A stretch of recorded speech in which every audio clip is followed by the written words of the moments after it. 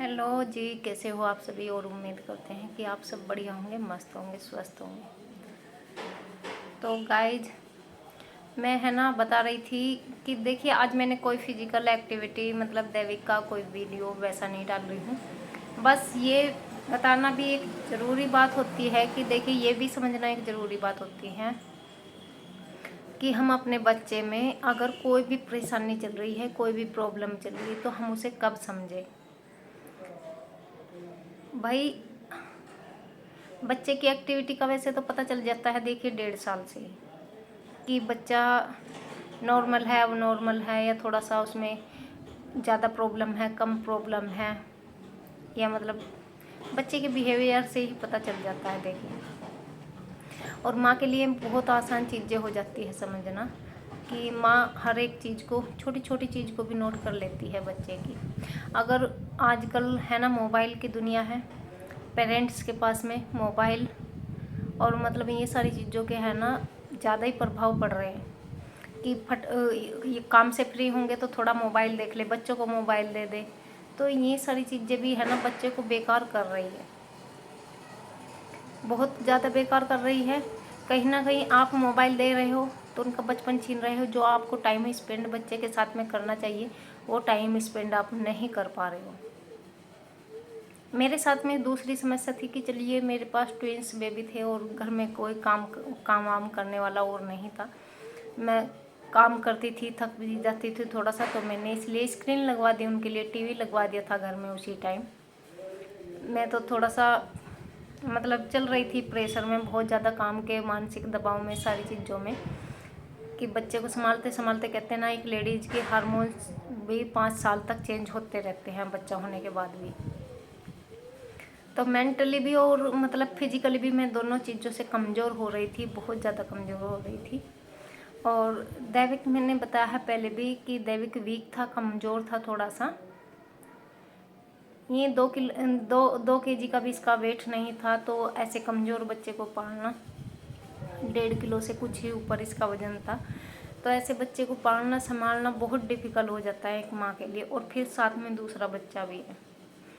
तो मेरे साथ तो ऐसी स्थितियाँ थी, लेकिन हर किसी के साथ ऐसी स्थिति नहीं होती है। जिसके पास में सिंगल बच्चा होता है, एक बच्चा है, तो आप बच्चे को है ना भरपूर टाइम दीजिए। ये मोबाइल वोबाइल कुछ नहीं है। टीवी, हाँ टीवी भी बच्चे को दिखा सकते हैं, टीवी के भी इतने दुष्प्रभाव नहीं है जितने फ़ोन के हैं। फ़ोन के हमारे ऊपर भी है और बच्चे के ऊपर भी। आज हम फ़ोन देख रहे हैं तो बच्चा कल फ़ोन मांगेगा ही मांगेगा, 100% जिद करेगा मांगने की। और आप उसे दे रहे हो और कल नहीं दोगे तब भी वो उस पर तांडव ही मचाएगा। और यहीं से शुरू हो जाती है बच्चे की स्थिति बिगड़ना शुरू, कि बच्चे आजकल ऑटिज्म हो रहे। मैंने ऐसे ऐसे बच्चे को देखा है वहाँ पे, जब हम थेरेपी सेंटर दैविक को लेकर गए थे। बिल्कुल स्वस्थ दिखने वाले बच्चों को भी मतलब थेरेपी की ज़रूरत पड़ रही है। बिल्कुल मानसिक हर चीज़ से स्वस्थ दिख रहा है वो बच्चा, लेकिन फिर भी उसको थेरेपी के लिए लाया जा रहा है। यानी कि कहीं ना कहीं बच्चा पीछे है किसी चीज़ में। तो ये सारी चीज़ें हैं कि टीवी देखिए, ये सारी चीज़ें देखिए, बच्चे के साथ में जितना हो सके रोज़ खेलिए खेलिए खेलिए। और उनको योग की आदत डालिए, उनको मतलब योगा की आदत डालिए, एक्सरसाइज की आदत डालिए। और उनके साथ में जितना आप स्पेंड कर सको टाइम, स्कूल से छूटने के बाद में बच्चे को नहाना भी होता है, खाना भी होता है, खेलना भी होता है। अपने भी 2-4 काम इधर उधर के करेगा, जो बच्चों को फैलाने ही रहते हैं, कुछ ना कुछ करने रहते हैं। दीवार पे पेंटिंग ही बनाना शुरू कर देंगे। ये सबसे बेस्ट सिम्टम है कि बच्चा नॉर्मल हो रहा है, जब वो दीवार पर पेंसिल चलाना सीख जाए। समझ लो कि दीवार पर पेंसिल चला रहा है वो, तो वो यहाँ से मजबूत है। वो उस पर कुछ भी बनाए, लेकिन बना रहा है, अपने दिमाग को लगा रहा है। और ये चीज़ें है ना बच्चा 2 साल की उम्र में ही करना शुरू कर देता है। तो ये छोटी छोटी चीज़ें भी है ना हमारे लिए समझना बहुत ज़रूरी है कि हम बच्चों को किस ट्रैक पर चढ़ा रहे हैं, हम बच्चों को कितना ध्यान रखना चाहिए, और कितना उनको समय दें, और किस टाइम से उन्हें मतलब दिखाना चाहिए कि थेरेपी ले जाने की ज़रूरत है या नहीं है। थेरेपी घर पे दिला सकते हैं या सेंटर ले जाना पड़ेगा। ऐसा नहीं है कि घर पे ही रह के सारे काम हो सकते हैं, क्योंकि हर बच्चे की स्थिति, मानसिक स्थिति अलग अलग होती है ना। फिजिकली भी, मानसिक भी, सारी स्थितियाँ अलग अलग होती है हर बच्चे की। कि किसी बच्चे में मान लिया ऑटिज्म के लक्षण कुछ ज़्यादा है तो देखिए उसको तो थेरेपी सेंटर ले जाना ही पड़ेगा।